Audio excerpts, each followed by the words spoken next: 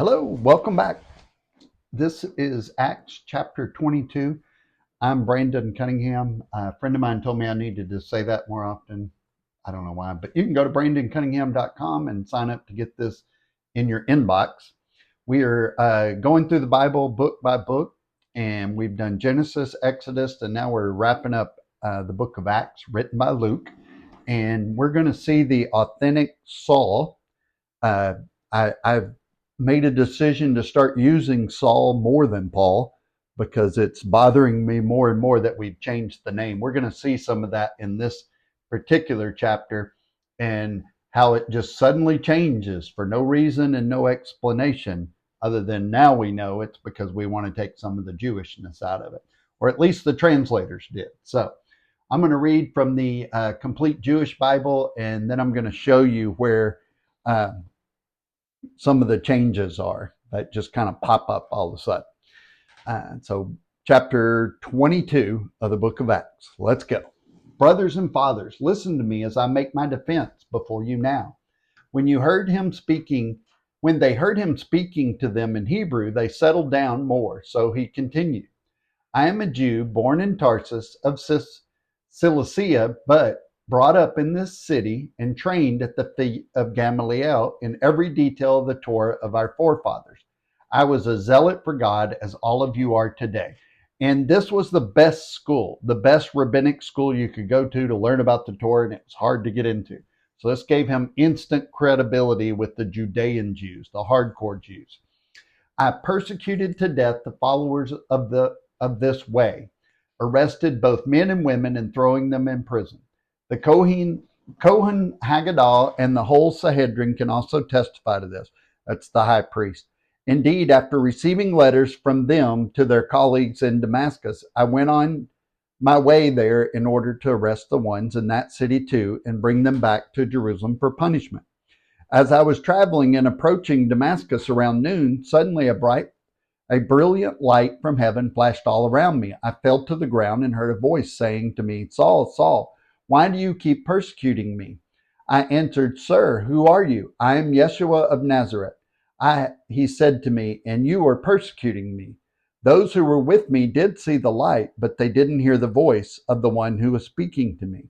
I said, What should I do, Lord? And the Lord said to me, Get up and go to Damascus, and there you will be told about everything that has been laid out for you to do. I have been blinded by the brightness of the light, so my companions led me by the hand to Damascus. A man named Hananiah, an observant follower of the Torah, who was highly regarded by the entire Jewish community there, came to me, stood by me, and said, Brother Saul, see again. And at that very moment, I recovered my sight and saw him. He said, The God of our forefathers determined in advance that you should know his will. See the Zadok and hear his voice, the Messiah, the anointed one, because you will be a witness for him to everyone of what you have seen and heard. So now, what are you waiting for? Get up, immerse yourself, and have your sins washed away as you call on his name. Why would he immerse himself? Oh, to become ritually clean. So after I returned to Jerusalem, it happened that as I was praying in the temple, I went into a trance, and I saw Yeshua. Hurry, he said to me, get out of Jerusalem immediately, because they will not accept what you have to say about me. I said, Lord, they know themselves that in every synagogue I used to imprison and flog those who trusted in you. Also, that when the blood of your witness Stephen was being shed, I was standing there too, in full agreement. I was even looking after the clothes of the ones who were killing him. But he said, Get going, for I'm going to send you far away to the Goyim, the Gentiles, non-Hebrews. They had been listening to him up to this point, but now they shouted at the top of their lungs, Rid the earth of such a man. He's not fit to live. They were screaming and waving their clothes and throwing dust in the air. So the commander ordered him brought into the barracks and directed that he be interrogated and whipped in order to find out why they were yelling at him like this.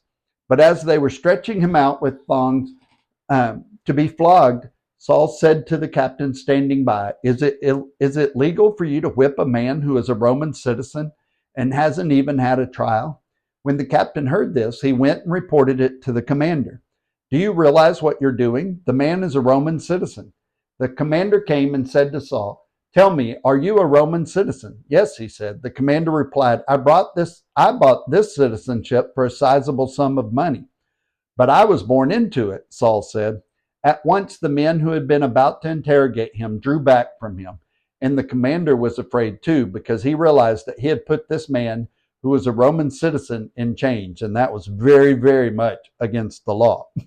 However, the next day, since he wanted to know the specific charge the Judeans were bringing against him, he released him and ordered the head Kohanim and the whole Sanhedrin to meet. Then he brought Saul down and put him in front of them. So I want to jump over to the New Living Translation real quick, and where it says that he was praying in the temple, and the crowds, they call him Saul at the very beginning. It says, when Jesus was talking to him, it said, "Saul, Saul, why are you persecuting me?" And the voice replied, "I am Jesus of Nazarene, the one whom you are persecuting." And then when we skip down to where he starts getting in trouble for this, it says, "But the Lord said to him, 'Go, for I will send you far away to the Gentiles.'" The crowd listened until Paul said that word. Like, why would his name change all of a sudden just a few verses later? Because they want to say that once Jesus spoke to him, he was no longer a Jew, now he's a Gentile. There was no reason for it. God didn't do it. Just translations did it. So that's one of the reasons I like to harp on that. I don't know why my nose is itching, but I really identify with those Jews that attacked Saul, because they had been told that Saul joined the enemy, the Gentiles, and was teaching other Jews to abandon their heritage and their traditions. So these are people who, quote unquote, were attacking the church. That's the way I felt. Saul began by using words that the martyr Stephen had used. Saul said, "Brothers and fathers." Brothers are speaking of a mutual heritage of Jews. I'm a fellow Jew. You're brothers of mine. Fathers, a vote in Hebrew, is speaking of the elders and important people. He presents his credentials. This tells the crowd that his doctrines, his halakha, was the same as theirs. This sect of Judaism called the Way was very well known. It had been around for about 25 years at this point. And the fact that Saul was a representative of the Sanhedrin is more proof of his devotion to Jewishness and to Judaism. So now that Saul made his case that he is not only one of them, but he is actually one of the most zealot people of followers of Judaism. He went and killed people that were trying to mess with it. So Hananiah was a believer and an observant Jew who followed the law. So in this chapter 22, we have Saul professing to be zealous for the law, and we have the man Christ used to tell Saul his mission, Hananiah, who was also zealous for the law. So Christ picked two people, one seriously zealot for the law and the other one seriously zealot for the law, both Jews. I think it's hard to find the book of Acts telling believers that the law is dead and irrelevant. Luke meant for us to see that Saul's commission was given by a pious, Torah observant, believing Jew. That's why he included that fact. Hananiah was highly respected in the Jewish community in Damascus too. So Saul is told that he's going to be a witness to everything he has seen and heard. So Hananiah tells Saul to immerse himself. Get ready for this. Self-immersion was standard Jewish practice. Where we baptize people, we dunk them back then, and in the Bible, they just did it themselves. You had somebody observe it to make sure it was done right, but they didn't actually do it themselves. The people did it to themselves. So Christ is now the dominant force in Saul's life. And in verse 17, he includes the matter of the temple because he has been accused of speaking against it. So he includes it in his defense. Hey, I was in the temple when a lot of this happened. And God validates Saul's prayer by giving him that vision in the temple. See, the idea is that Saul would take means of salvation and deliverance to the enemy, Gentiles, non-Hebrews, and that a Jewish savior would be their salvation. And it was just too much for these people. There's just no way they want to include these horrible, horrible people, unclean people, the people that are oppressing them in their faith, in their church. I mean, how many times have you seen, we don't want them in our church. We want them to meet Jesus, but not around me. They're too dirty, too stinky, too whatever. I don't want them in our church, but I want them to know Jesus, just not around here. So Saul says that he was born into Roman citizen. This meant that his father was a Roman citizen. That was fairly unusual for a Jew. But remember, we talked earlier that Roman citizens were considered innocent until proven guilty. You weren't allowed to just flog them or imprison them. Now, the poor ones were not necessarily. There were two tiers of justice, kind of like we have in America now. So he put Saul into a cell without shackles and asked for the Sanhedrin to meet. Because he was the Roman commander, he could do that. He'd say, hey, wait a minute, something's going on. Y'all need to meet and explain this and figure this out. Otherwise, we're going to have a problem here.